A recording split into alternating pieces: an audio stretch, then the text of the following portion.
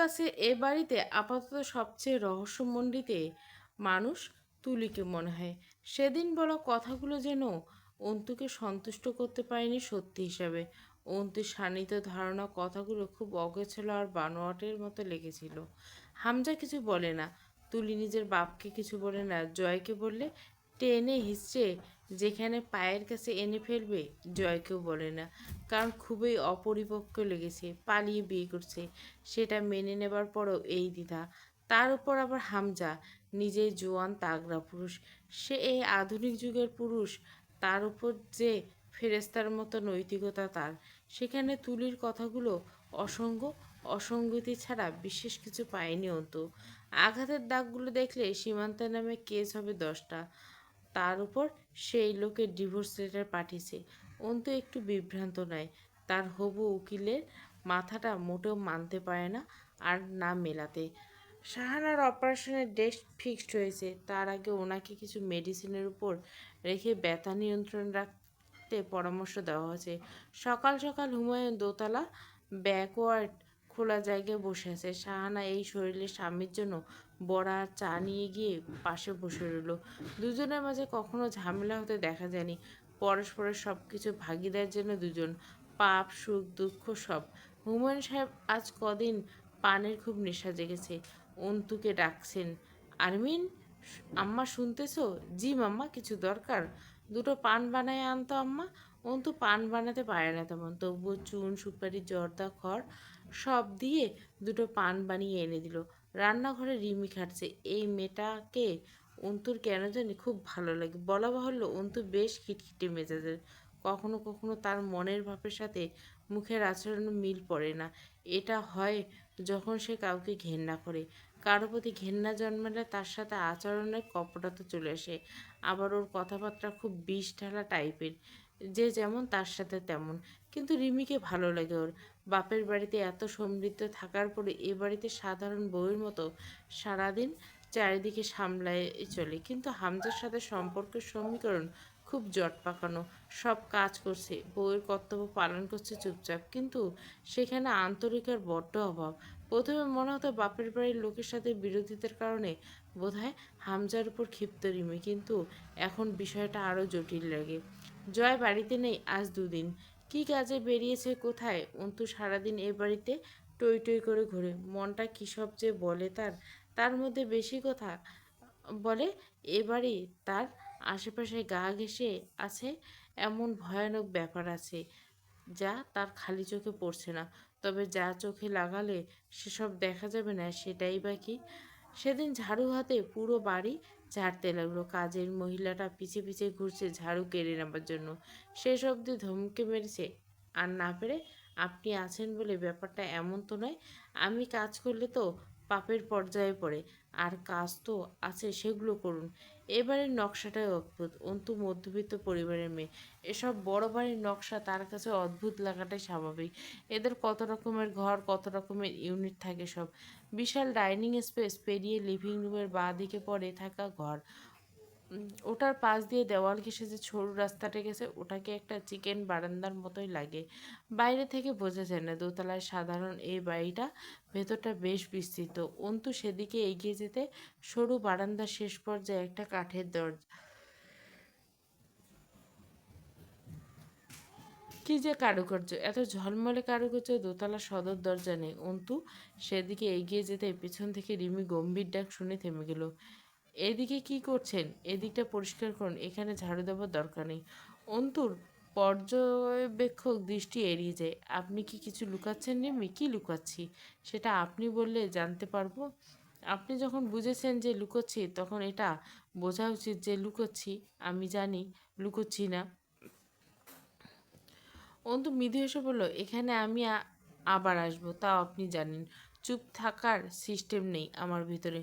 জয়ামেরির মতো কথা শিখছি তাই না? রিমি আনমনে হাসলো। আপনি সাধারণ মেয়ে আর্মিন, হাত খালি আপনার। মেয়ে মানুষ আপনি। সাধারণভাবে বাঁচার চেষ্টা করলে বরং দীর্ঘজীবী নয়তো ফুরিয়ে যাবেন। চিরজীবী হতে পারবো কিসে?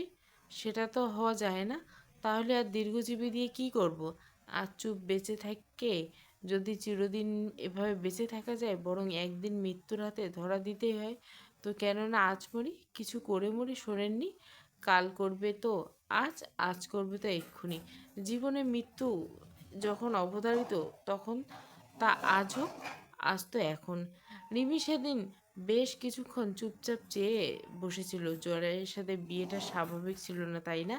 কি করে আপনার মতো মেয়ে এই আগুনে এসে পড়লো বলুন তো? অন্তু মলিন হেসল, কোনো জবাব দেয়নি। কুড়িগ্রামে সেই জমি সাফ করতে গিয়ে অন্তুর চাচাতো ভাইকে বেশ ঘা লাগাতে হয়েছিল। সে স্থানে মস্তান টেনে এসেছিল, তাদের সাথে একচোটে ঝামেলা করতে হয়েছিল। এখানে জয়ের দাপটে কিছুটা ফিকে পড়ে গিয়েছিল, তবুও শেষ অবধি রেজিস্ট্রি হলো। 4 কাঠা জমি বেশি, পজিশন ভালো, তবু অন্তু যত আশা করেছে সেটা হয়নি। লাখ বিশেক টাকার মতো এসেছে। অন্তু জানে জয় বিয়ে তোলার আগে পলাশকে টাকা মিটিয়েছে, কারণ পলাশ আর ঝামেলা করতে আসেনি। বাকি টাকার খোঁজ করার সুযোগ পায়নি। রাত 11টায় দিনাজপুরে পৌঁছলো। পলাশ এ সময় হোটেলে থাকে, টিপটাপ 6 তলা হোটেল অ্যাপার্টমেন্ট। জয়কে দেখে পলাশ আসলো। ভালো? জয় মুখ কুঁচকে বলল, আপনার কি অবস্থা? গন্ধ লাগতেছে নাকি? কি বলে পারফিউম মারেন গায়ে? এয়ার ফ্রেশনার মারেন তো বালটা। পলাশ হাই তুলে বলল, ঘুম পাইছে রে, থাকবি এখানে? চল রাতের খাবারটা খেয়ে না, শুয়ে পড়ি। না, শ্বশুরের চ্যাংড়ার ঋণ শোধ করতে আসি। পলাশ হো হো করে হাসলো। তুই শেষ পর্যন্ত স্যাঁ, বেটা ছেলে মানুষের জীবনটা এরকম, শান্তি নেই রে, খুব বেদনা। ভাই নাটক করবে না, আর কথায় কথায় হাসবেন না। জার্নি করে আসতেছি, কিছু সহ্য হচ্ছে না গায়ে।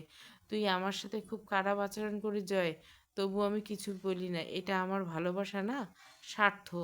আমি আপনার কাছে আসি, এটা আপনার স্বার্থ। আপনি এত কিছুর পরে সব ভুলে চুপ থাকেন, এটাই আপনার স্বার্থ। ধান্দা চালানোর স্বার্থ। ভণ্ডামি কথাবার্তা ভালো লাগছে না, কামের কথায় আসি। পলাশ গিয়ে গা ধুইলে হেসে মাথা নাড়ল। হাসি। সেদিন আমার সম্বন্ধীর বাড়ি গেছিলে আবার, যাওয়াটা কি অস্বাভাবিক? সেদিন তোর বউ বড় মুখে সময় নিল আমার কাছে, তবু এতগুলো দিন চুপ করে আছি। আমি দিন দিন ভালো হয়ে যাচ্ছি রে জয়। গিয়ে কি করছেন? তোর সম্বন্ধীর বউ মনে হয় পোয়াতি, ঠিক না? কি যে নোংরা করে হয়ে উঠলো এতক্ষণে পলাশের চাহনি। জয় নির্লিপ্ত দৃষ্টি চেয়ে রইল। পলাশ হাসছে, ভয়ানক হাসি। সেই হাসিতে কি যে হিংস্রতা খেলে যায়। দুজন লোক এসে কিছু স্ন্যাক্স আর হালকা ড্রিঙ্কস দিয়ে গেল। পলাশ বলল, কত টাকা নিয়ে এসেছেন? দাবি কত আপনার? বেশি না, যা হয় তাই। তাই গহনা ফেরত দিতে পারবো না, তার বদলে তুই টাকা কেটে নে। গহনার খরচা হয়ে গেছে। আর্মিনের ভাবির গহনা, ওগুলো দেন। আমি কথা দিচ্ছি, নিজ হাতে আপনার টাকা পরিশোধ করে গহনা নিয়ে যাব। গহনা আর্মিনের ভাবির মায়ের বাড়ি থেকে। টাকা পাবেন, টাকা নেন।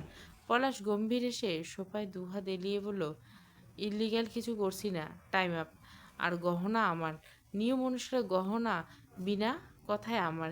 কিন্তু টাকা আমি গহনার দামে বেশি দিয়েছি, বিধায় গহনার মূল্য মাইনাস করে তুই টাকা দিবি আমায়। আজ আপনি জায়েজ, আমি না জায়েজ। যান, টাকা পুরোই নেন, খানিকটা বেশি নেন, তবু গহনা চাই। আমি কথা দিচ্ছি সেই কবে, এমনিতে বহু পার করছি, বাট পার করি। পলাশ দীর্ঘশ্বাস ফেলল। তোর আমার এতদিনের সম্পর্কে একটা মেয়াজ দিয়ে দুবার ধাক্কা কষলো, খেয়াল করছিস ব্যাপারটা?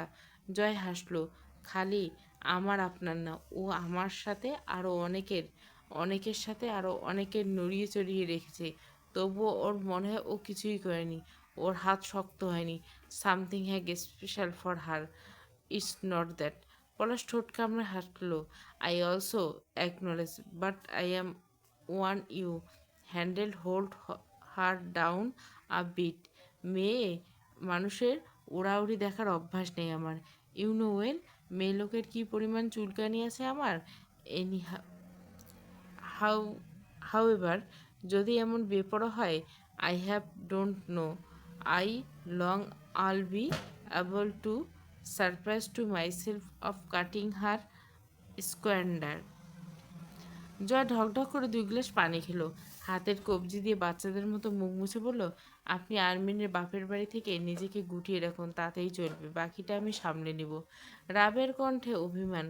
মনে পড়ে না তোর আমাকে? অন্তু মৃদু হাসে। মনে পড়ে।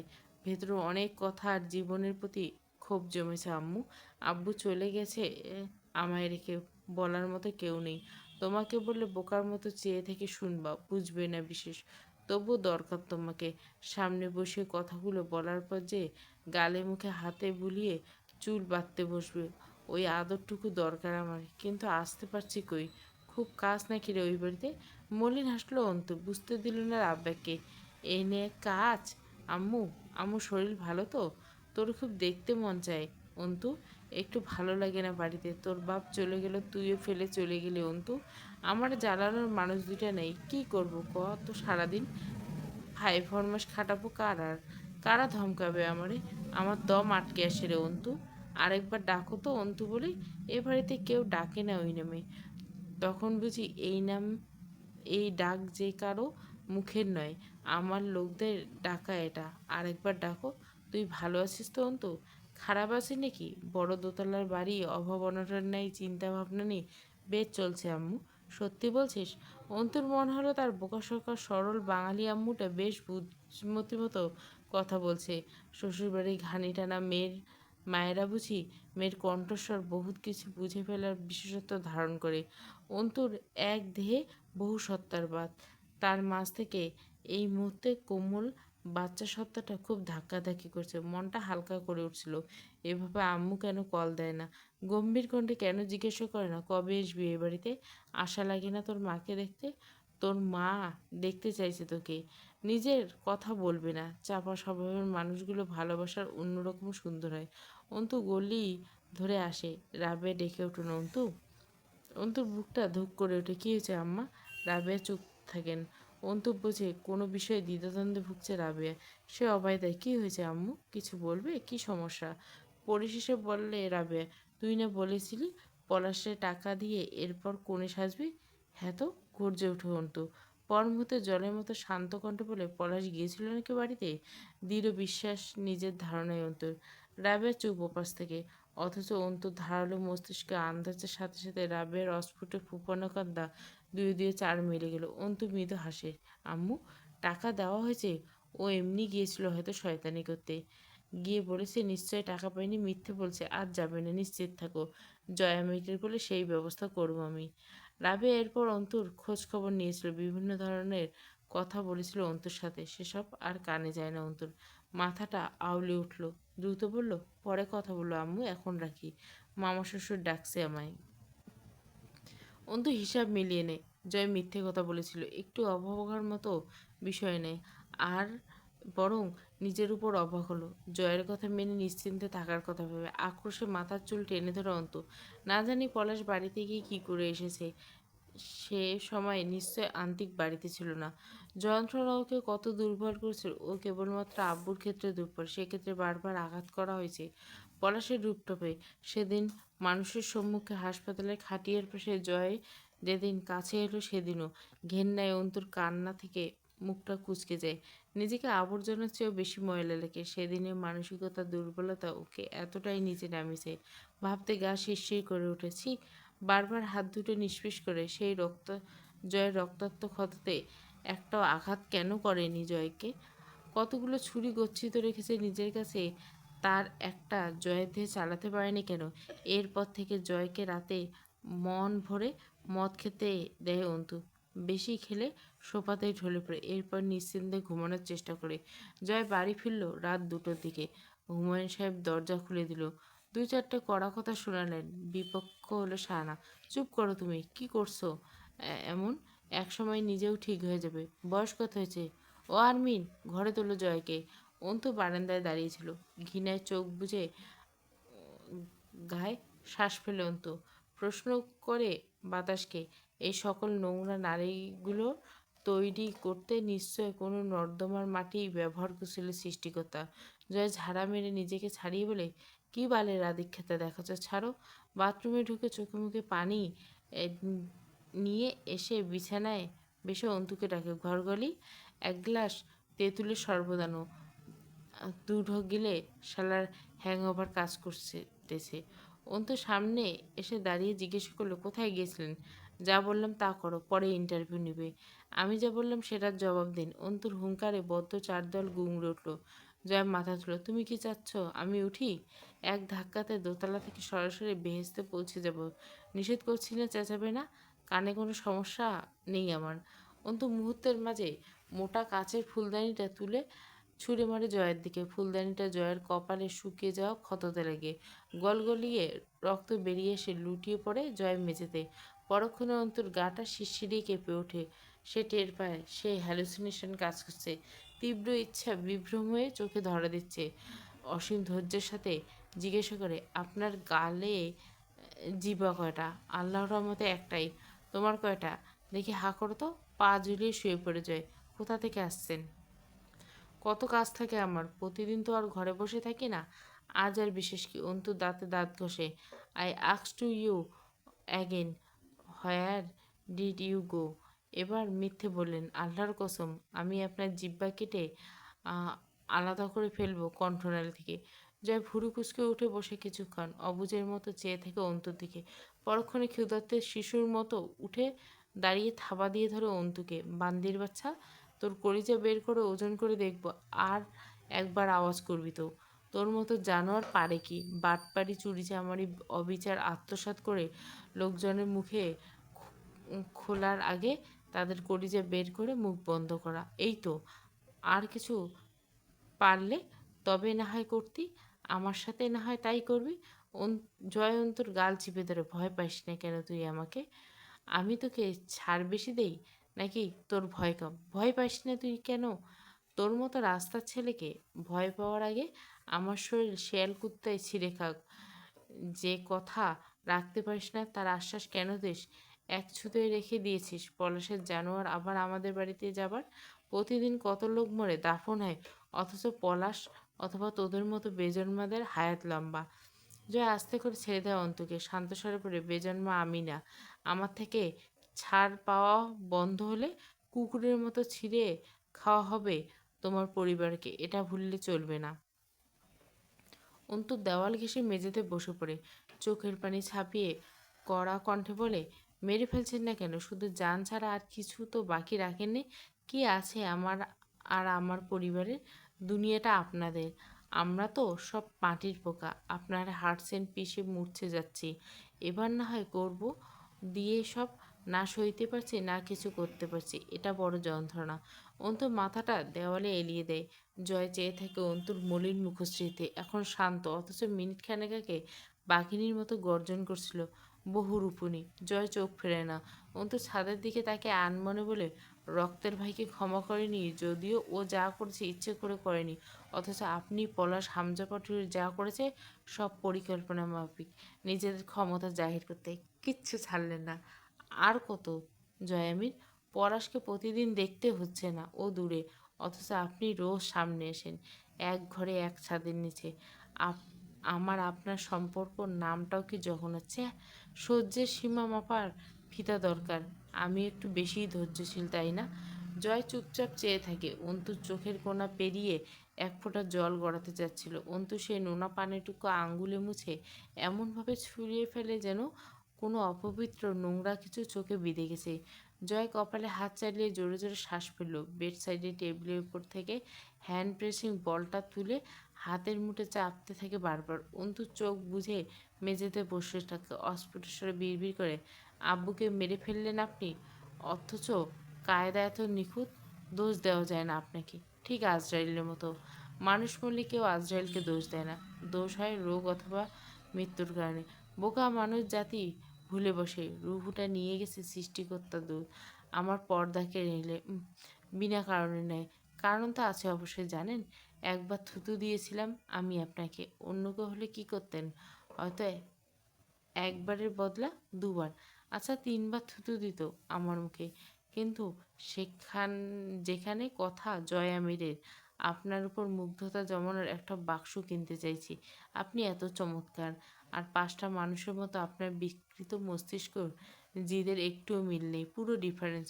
অন্তু নিয়ম করে বাগানে যায় আজকাল। একটা লোহার লাল গেট। অন্তু রোজ যায় একবার করে। ফেরার সময় এক পুরুষকে ঢুকতে দেখা যায়, হাতে কয়েকটা ব্যাগ।